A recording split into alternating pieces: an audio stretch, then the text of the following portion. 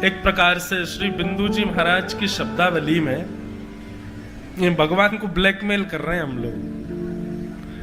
ठाकुर जी से क्या कह रहे हैं?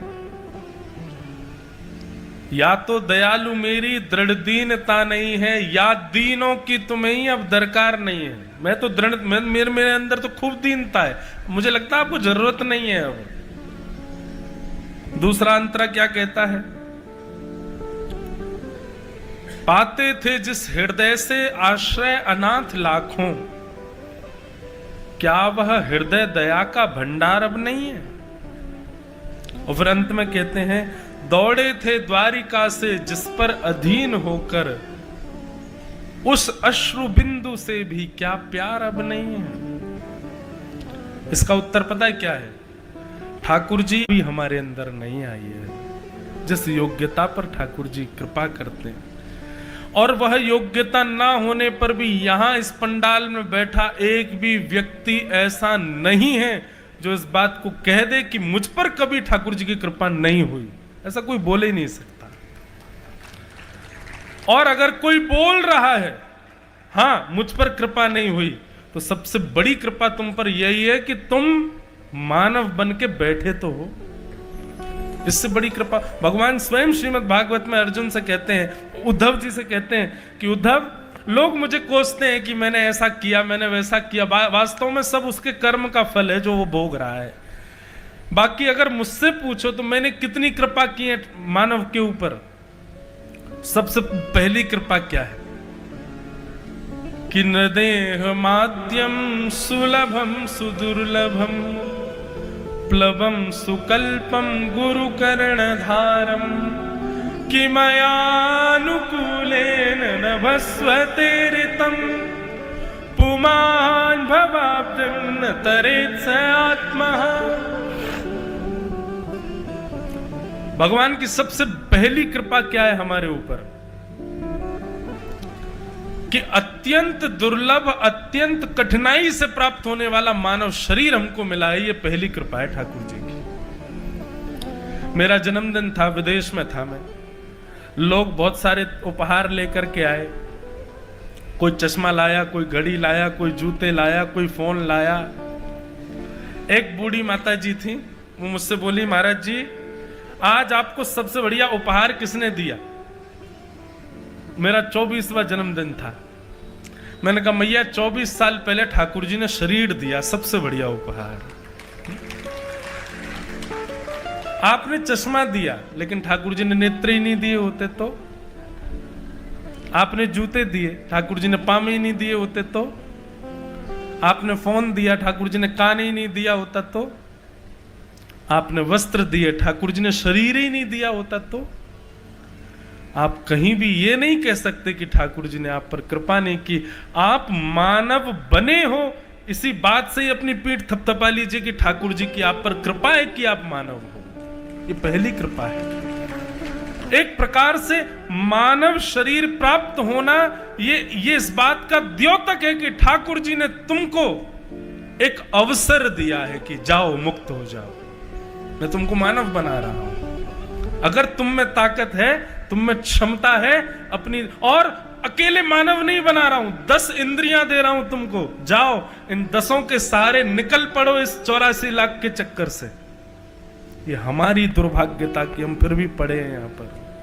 ये हमारा दुर्भाग्य है कि हम फिर पुनरपि जननम पुनरपि मरणम पुनरपि जननी जठरे शयनम, फिर से पड़ेंगे इसी में।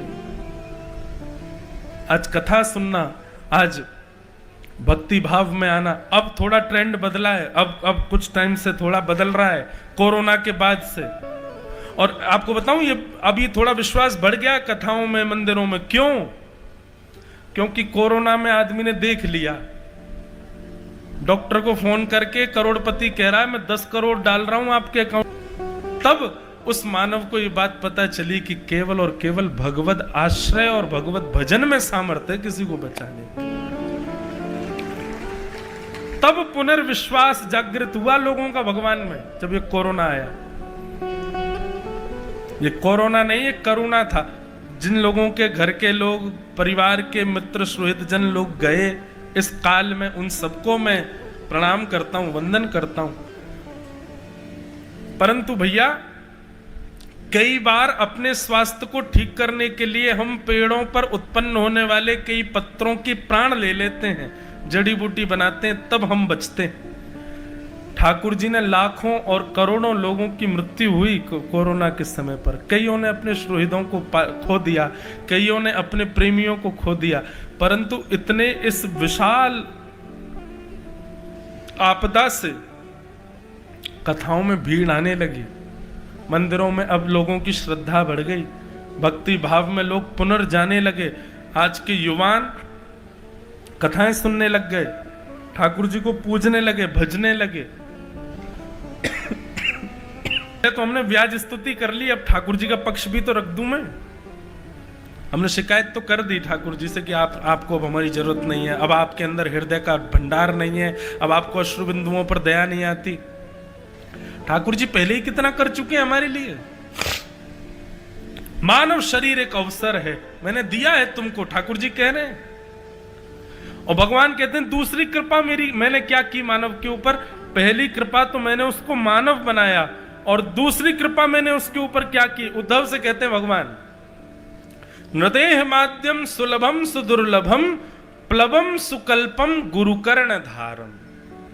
ठाकुर जी कहते हैं मैंने दूसरी कृपा उस पर यह की कि वो चलता फिरता भटकता कभी गुरुजनों के आश्रय में आकर के बैठ जाता है और सत्संग सुनता है। जिस दिन वो सत्संग में बैठे उस दिन समझना ये मेरी दूसरी कृपा है उसके ऊपर। मतलब एक तो आपको एग्जामिनेशन हॉल में बैठने का अवसर दिया, ऊपर से एग्जामिनर ने सही उत्तर के ऊपर उंगली और रख दी, बोले ये वाला उत्तर है, लिख दो। इस सत्संग में बैठने का मतलब है ठाकुर जी की दूसरी कृपा। मानव तो ठाकुर जी ने करोड़ों बनाए हैं, अरबों बनाए हैं, लेकिन जिनको ठाकुर जी भक्ति पथ पर चला देते हैं उनके प्रति ऐसी भावना रख लो तो कोई दिक्कत नहीं कि ठाकुर जी कह रहे हैं अवसर तो मैंने सबको दिया है, पर तुम जो कथा में बैठे हो तुमको तो मैं चाहता हूं कि तुम अपना कल्याण करो। अवसर तो मैं सबको दे रहा हूं कि सब अपना कल्याण करो, पर आप कथा में बैठे हो, आप सत्संग कर रहे हो, इसका मतलब ठाकुर जी चाहते हैं कि आप अपना उद्धार करो, अपना कल्याण करो। और तीसरा कल्याण का कारण भगवान कहते हैं उद्धव मैंने तीसरी कृपा क्या की मानव के ऊपर? तो भगवान कहते हैं मयानुकूलेन नभस्वते ऋतम। अपनी प्राप्ति के लिए, सत्संग की प्राप्ति के लिए अनुकूलताएं, मतलब सत्संग में भी कई लोग मानव बन गए, पहली कृपा, दूसरी कृपा सत्संग में आ गए, तीसरी कृपा भगवान कहते हैं कि वो सत्संग जीवन में आने लग जाए, वो सत्संग उसकी दिनचर्या में आने लग जाए, तब तो वो मोहर लगा ले अपने ऊपर कि ठाकुर जी ने मुझको कल्याण के लिए ही चुना है। क्यों? व्यास जी जो कहते हैं मैं तुरंत अपने जीवन में उतारता हूं। व्यास जी जो कह रहे हैं वो तुरंत मेरे जीवन में आता है। ये अनुकूलताएं सत्संग की जीवन में आने लग जाए। और दूसरी बात क्या है इसकी? आपने वृंदावन जाने का मन बनाया तो अपने आप आपकी व्यवस्था हो गई। कोई ऐसा योग बना कि आप वृंदावन चले गए। आपने बद्रीनाथ जाने की इच्छा रखी, तुरंत व्यवस्था बन गई, आप बद्रीनाथ चले गए। आपने कोई इच्छा रखी ठाकुर जी की सेवा की, वो सेवा तुरंत हो गई। तब तो आप निश्चित मान लीजिए कि अब तो ठाकुर जी कन्फर्म है कि उनको पता भी होगा कि मैं कौन हूं, वो चाहते हैं कि मेरा कल्याण हो।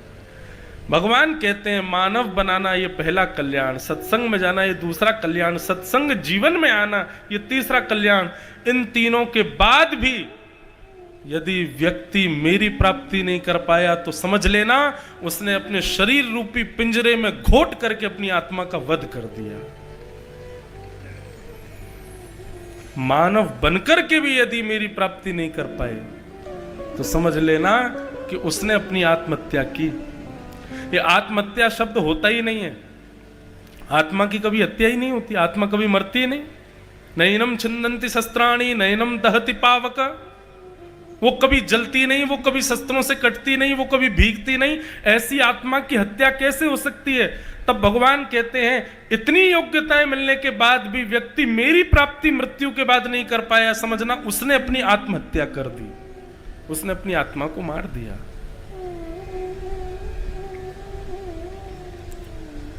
वो बात एक अलग है कि हमने बिंदु जी का पद गाया और पद गा करके ठाकुर जी को नेक थोड़ा सा धमका रहे हैं हम, हैं ठाकुर जी अब तुम बदल गए हो, पहले जैसे नहीं हो।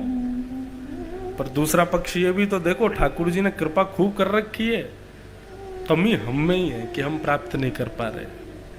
नृसिंह बसे प्रति खंबन में, पर काढ़न को प्रहलाद कहां। आज भी खंबों में नृसिंह हैं, पर प्रकट करता प्रहलाद वाला विश्वास नहीं है ना हमारे चित्त में।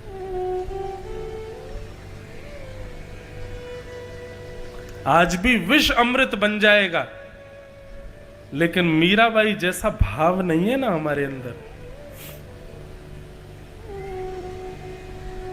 आज भी खिचड़ी खाने के लिए भगवान आ जाएंगे, पर कर्मा जैसी सहजता नहीं है ना हमारे अंदर, कर्मा जैसी सरलता नहीं है ना, भोलापन नहीं है हमारे अंदर। हम चतुर हो गए हैं। एक बात आपको बता दूं बंधु, लिख लीजिएगा, भगवत प्राप्ति में सबसे बड़ी बाधा है चतुराई। आप जितना चतुर बनाओगे ना खुद को, उतने ठाकुर जी से दूर रहोगे। लोग चतुर बन जाते हैं, बुद्धि का प्रयोग कर करके ऐसा दिखा देते हैं कि देखो हम तो हर काम में निपुण हैं। आप संसार के प्रिय बन जाओगे, समाज के लोगों के प्रिय बन जाओगे चतुर बन करके, पर ठाकुर जी से दूरी हो जाएगी। ठाकुर जी को तो सहज प्रिय है, सरल प्रिय है, भोले प्रिय है। हमारे ब्रज में कई जगह कहते हैं, जो अपनों सुख चाहे हो तो मूर्ख बन के रहो। अपना सुख चाहते हो तो ज्यादा चतुर बन के नहीं, मूर्ख बन के रहो। हर काम में चतुराई दिखाओगे तो सारे कामों की जिम्मेवारी तुम पे ही डाल दी जाएगी। बेटा चाय बनाओ, मैं बना के लाऊं, बनाओ। अब तुमने बढ़िया बना दी तो फिर हर समय तुम ही खोजे जाओगे, ए बेटा तू बनाना। हमारे साथ ऐसे कई पंडित जी लोग रहते हैं, उनको पता है व्यास जी का जोर हम पे ही चलने वाला है, तो वो काम करेंगे तो सही, लेकिन इतना बिगाड़ के करेंगे कि व्यास जी हमसे अगली बार बोले ही नहीं, नहीं तुमसे नहीं हो पाएगा, रहने दो, तुम मत करो। यहां नहीं बैठे आप, उनको देखो मत, वो दूसरे हैं।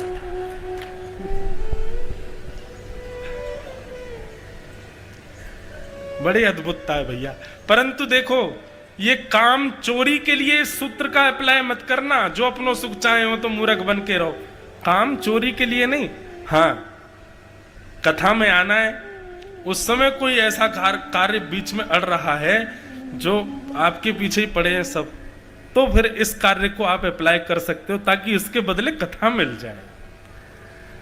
कार्य को छोड़ करके उसके बदले आराम और आलस्य को प्रधानता दोगे तो पाप लगेगा, पर उस कार्य को छोड़ करके उसके बदले भगवत प्राप्ति का भाव है तो कोई दिक्कत नहीं। कई लोग बोलते महाराज जी हम झूठ बोल के आए घर पे कथा सुनने, पाप लगेगा ना? काय को लगेगा? हाँ, झूठ बोल के संसार भोगने जाते तो पाप लगता, पर ठाकुर जी को सुनने आए हो, कथा सुनने आए हो, इसमें कोई दोष नहीं।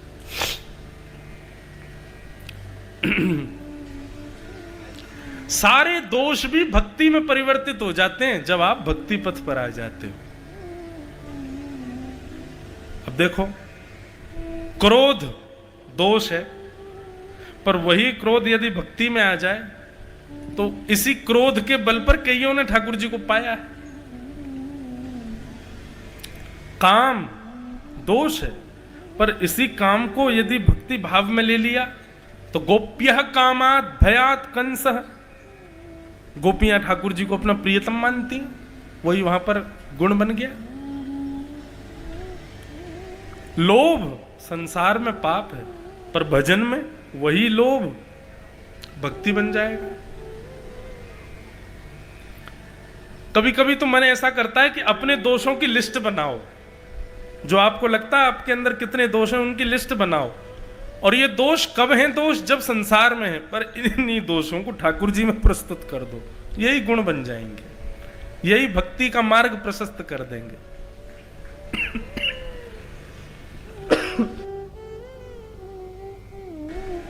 हम अपनी बताएं, कईयों को पता भी होगा। हम पूज्य व्यास की ही संतान है। हमारे पूज्य गुरुदेव भगवान भी व्यास हैं, हमारे पूज्य गुरुदेव भगवान पिताजी महाराज। पर प्रारंभिक समय में मेरा ऐसा कोई रुझान नहीं था कि मुझे कथा करनी। हमारे मन का भाव था कि गला बढ़िया दिया है ठाकुर जी ने, इस गला से संगीत की दुनिया में जाएंगे और बढ़िया बंबई में जाके पिक्चरों में गाया करेंगे। तब हमारे नाना जी ने कहा, लाला दोष को गुण बनाते हुए तो बहुत देखे, तू पहलो देखो जो गुण को दोष बना रहा है। अरे गानो गुण है तेरो, तू वाकू दोष में काई को डाल लो लाला।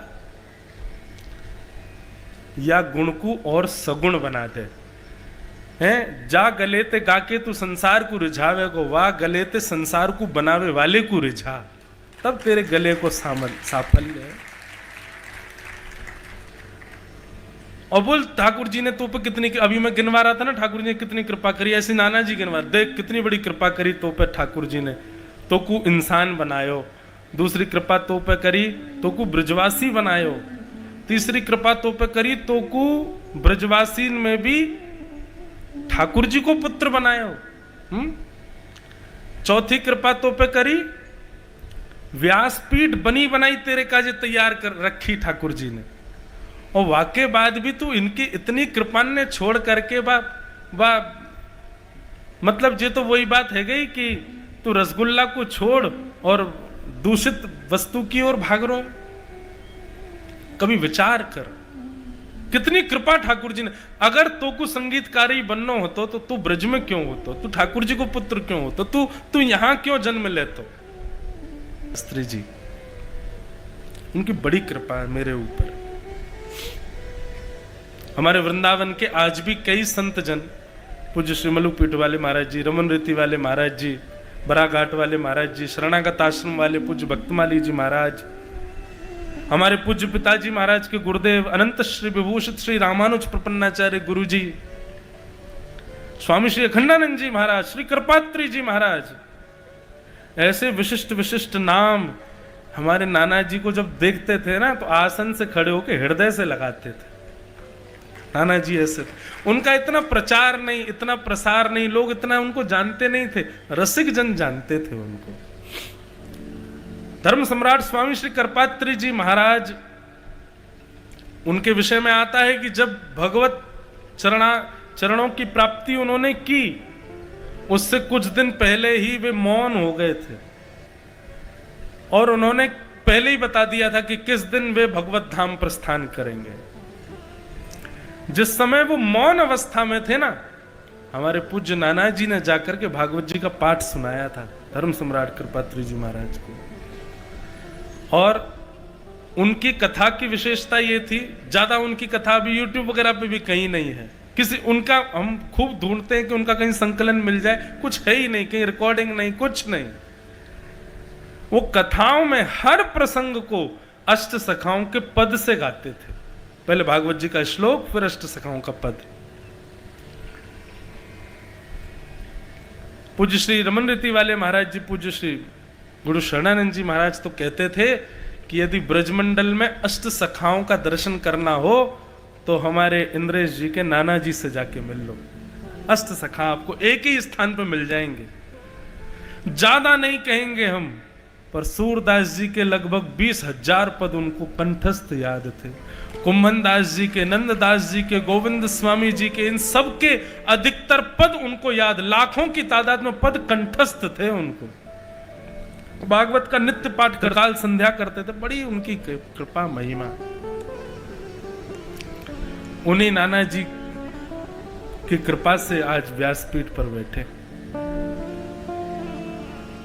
जीवन में एक पथ प्रदर्शक ऐसा आता है जो आपके ऊपर की हुई भगवत कृपा को आपको बता देता है। आज हम बता रहे हैं, हमको कभी नाना जी ने बताई थी। तो भैया बड़ी कृपा है ठाकुर जी की, अवसर है, हम मानव बने हैं, नेत्र हैं, नाक है, मुख है, कान है, हाथ है, पैर हैं। इस अवसर को अब जाने मत दीजिए हाथ से। इस अवसर का पूर्ण उपयोग कर लो, पूर्ण इसका उपभोग कर लो और खूब भज करके अपनी प्रत्येक इंद्रिय से मांझ लो, इस शरीर को बना दो ठाकुर जी के योग्य। अब समय नहीं है हमारे पास, अब समय बहुत कम है बंधु। बस बन जाओ हरिप्रिय। हमने कहा ना, इस व्यासपीठ का, भक्तिपथ का ये उद्देश्य है ही नहीं कि हमको मुक्ति मिले या भगवत प्राप्ति हो। इसका उद्देश्य यही है कि हम हरिप्रिय बन जाएं, हम ठाकुर जी के प्रिय बन जाएं। वो तो हमारे प्रिय हैं, हम उनके प्रिय बन जाएं। तो ठाकुर जी से सीखो, वो दूसरों को मान देते हैं स्वयं करके। उत्तरा के गर्भ के बालक की रक्षा करके तुरंत सबसे कह दिया, बोले मैंने रक्षा नहीं की है, ये उत्तरा का तपोबल है, उत्तरा का भजन बल है, उत्तरा की शुद्धता पवित्रता है कि आज उत्तरा का गर्भ का बालक बच गया। सब लोग उत्तरा की जय जयकार करने लगे। ये ठाकुर जी का स्वभाव है। दूर खड़ी कुंती बुआ समझ गई कि ये उत्तरा का बल नहीं है, ये सब ठाकुर जी ने किया है। लेकिन ठाकुर जी का स्वभाव तो देखो, दूसरे को योग्यता दे देते हैं। कभी करके देखना बंधु, अच्छा लगेगा, हल्का लगेगा चित्त को। कोई काम करके, कोई काम व्यवस्थित सुव्यवस्थित करके और फिर श्रेय दूसरे को दे देना। अगर आपके मन में ज्वलन हो गई, उसकी प्रशंसा जब होने लग गई और आपके चित्त में ऐसा, अरे राम राम, ये मैंने क्या कर दिया, इसको क्यों दे दिया, ये अगर मेरे ऊपर आता तो मेरी प्रशंसा हो रही, तो मेरी बात हो रही, तो समझना कि अभी कहीं चूक रहे हो आप। आपका भजन, आपकी भक्ति अभी चूक रही है। लेकिन आपने कार्य करके श्रेय किसी को दिया और उसकी प्रशंसा सुनकर के आप और आनंदित हो गए, बस समझ जाना ठाकुर जी मिलवे ही वारे हैं कछु दिना में। बस नेकात दिन और रह गए, कछु देर में ठाकुर जी हेवे वारे हैं आपके। दूसरों को मान दो।